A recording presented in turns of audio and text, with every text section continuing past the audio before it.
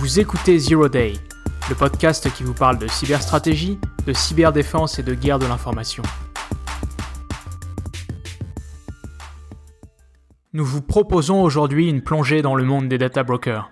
Les data brokers sont des sociétés privées de courtage en données qui collectent sur nous une quantité astronomique d'informations qu'elles revendent au plus offrant, le plus souvent à des fins publicitaires et commerciales, parfois à des fins politiques.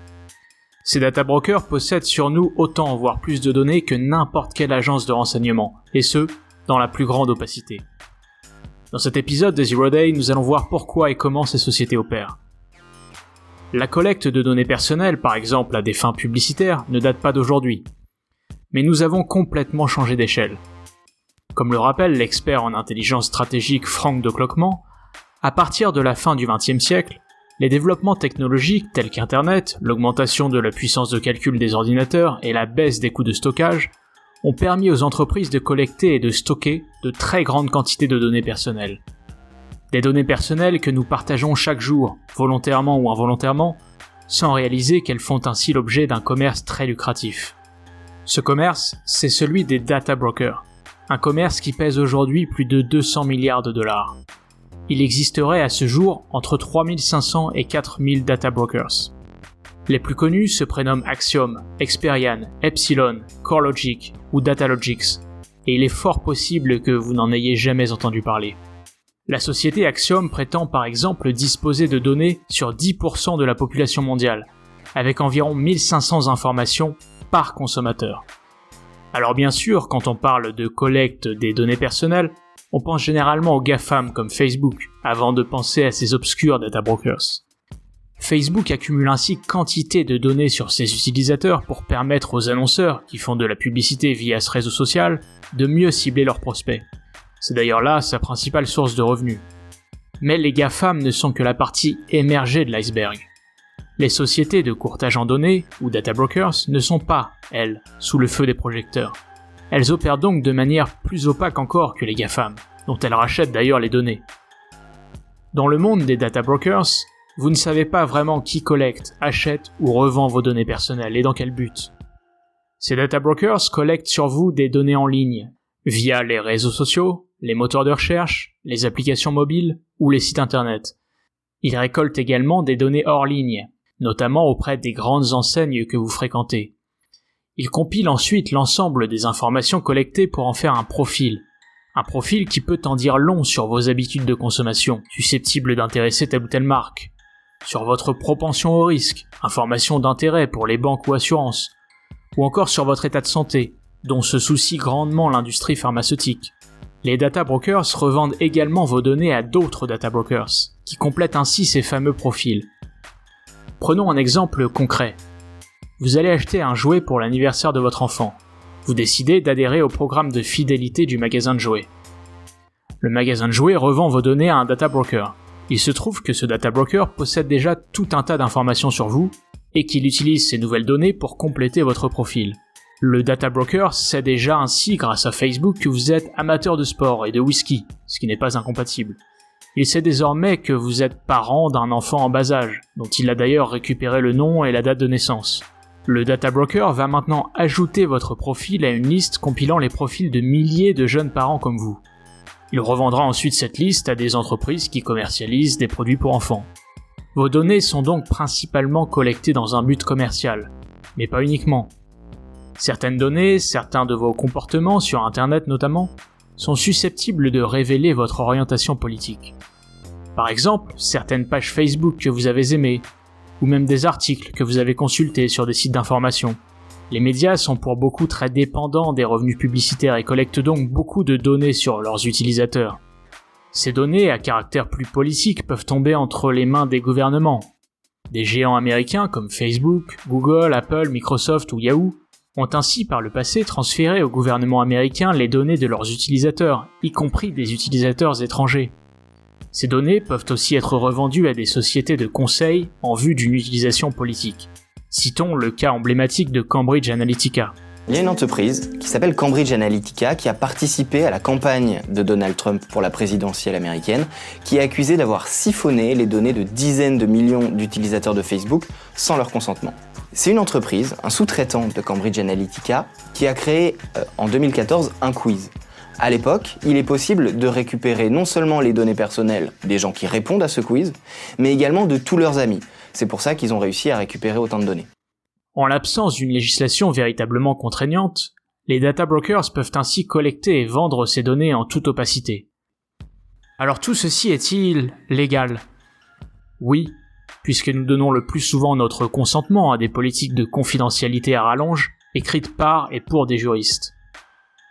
Dans ce vaste monde de la collecte de données, un type de données nous apparaît particulièrement sensible.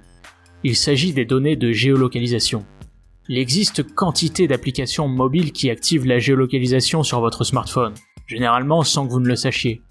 Et le plus souvent, ces applications n'ont même pas besoin de la géolocalisation pour fonctionner. Mais elles ont intégré cette fonctionnalité simplement pour revendre vos données géographiques à des data brokers. Ces data brokers vous expliqueront en général que les données récoltées sont anonymes, qu'il leur est donc impossible d'associer un nom à une coordonnée GPS. En réalité, il n'en est rien. Dans le cadre d'une enquête inédite, des journalistes du New York Times ont eu accès à un fichier retraçant les déplacements de plus de 12 millions d'Américains dans les principales villes du pays sur une période de plusieurs mois entre 2016 et 2017. Ces données, au départ anonymes, laissaient apparaître d'innombrables déplacements entre le domicile et le lieu de travail. En s'appuyant sur des informations du type page blanche, les enquêteurs du New York Times ont pu relier des adresses à des noms.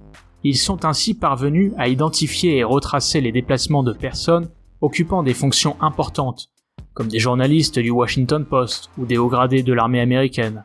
Des déplacements qui, dans certains cas, pouvaient s'avérer potentiellement compromettants, tels que des allers-retours dans des motels ou dans des centres de désintoxication. Toute cette collecte de données personnelles pose bien évidemment la question du respect de la vie privée. Si le gouvernement pouvait, par exemple, en permanence géolocaliser notre position, nous pourrions légitimement nous en inquiéter. Mais, comme le notent les journalistes du New York Times, nous sommes pourtant des millions à avoir dans nos poches un smartphone qui transmet nos coordonnées GPS à des sociétés privées au fonctionnement totalement opaque. Et que se passerait-il si des données sensibles tombaient entre de mauvaises mains ? Une personnalité politique, un fonctionnaire ou un militaire ayant accès à des informations classifiées pourrait faire l'objet d'un chantage. Un journaliste pourrait, sans le savoir, exposer une source en lui rendant visite. Les exemples sont légion. Car on l'a vu, les GAFAM ou les data brokers peuvent, volontairement ou par obligation légale, décider de transmettre leurs données à des gouvernements. Par ailleurs, bien peu de choses empêchent un analyste possédant ces données de traquer à titre individuel les déplacements de son ex-conjoint, ou de transmettre des données sensibles à un service de renseignement étranger. Et que dire de la sécurisation de ces données ? Les data brokers sont-ils à l'abri d'une cyberattaque et d'un vol de données ? Sur ce plan, l'histoire récente n'est guère rassurante. Prenons le cas d'Equifax. Equifax est l'une des plus grandes agences de crédit américaines. Elle collecte et revend, notamment aux banques, les données personnelles de consommateurs sollicitant un crédit. Cette société fut victime entre mai et juillet 2017 d'une cyberattaque massive, exposant les données confidentielles de 148 millions d'Américains. Des données telles que les noms, adresses, date de naissance, mots de passe, les numéros de sécurité sociale, de permis de conduire ou de carte bancaire. Certaines de ces données sont immuables et donc à jamais compromises. Ces données peuvent servir à des usurpations d'identité, pour ouvrir sous fausse identité des comptes bancaires, souscrire à des crédits à la consommation ou à des emprunts immobiliers par exemple. Les autorités américaines ont récemment attribué cette cyberattaque à 4 membres de l'armée chinoise. Dans les colonnes du New York Times, le journaliste Charlie Warzel s'interrogeait. Compte tenu du volume et de la granularité des données, compte tenu aussi de la capacité des attaquants à utiliser ces données pour obtenir encore plus de données, est-ce que la Chine n'en sait pas plus aujourd'hui sur nous que notre propre gouvernement ? Equifax, qui possédait donc des données sensibles sur la moitié de la population américaine, avait bien été prévenu des vulnérabilités de ces systèmes informatiques, mais n'avait pas jugé utile de prendre les mesures adéquates. Nous avons pris l'exemple d'Equifax, mais ce n'est pas le seul data broker à avoir été victime d'une cyberattaque compromettant les données de millions de personnes. Alors, que retenir de tout cela ? Que la collecte de nos données personnelles par ces entités privées est tout aussi inquiétante, sinon plus, que lorsqu'elle est le fait de nos gouvernements. Et que nous devrions, alors que les GAFAM tels que Facebook sont sous le feu des projecteurs, nous intéresser davantage à cet écosystème de data brokers qui collectent, achètent et revendent nos données dans la plus grande opacité. Idéalement, bien sûr, nous voudrions que ces entreprises cessent purement et simplement de collecter nos données.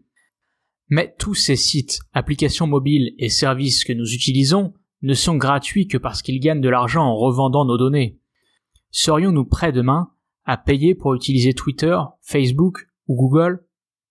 Quoi qu'il en soit, il est clair que le secteur des data brokers gagnerait à être mieux régulé, ou à être régulé tout court, vers une plus grande transparence et une exigence accrue en matière de sécurité informatique. Merci d'avoir écouté Zero Day et à très bientôt.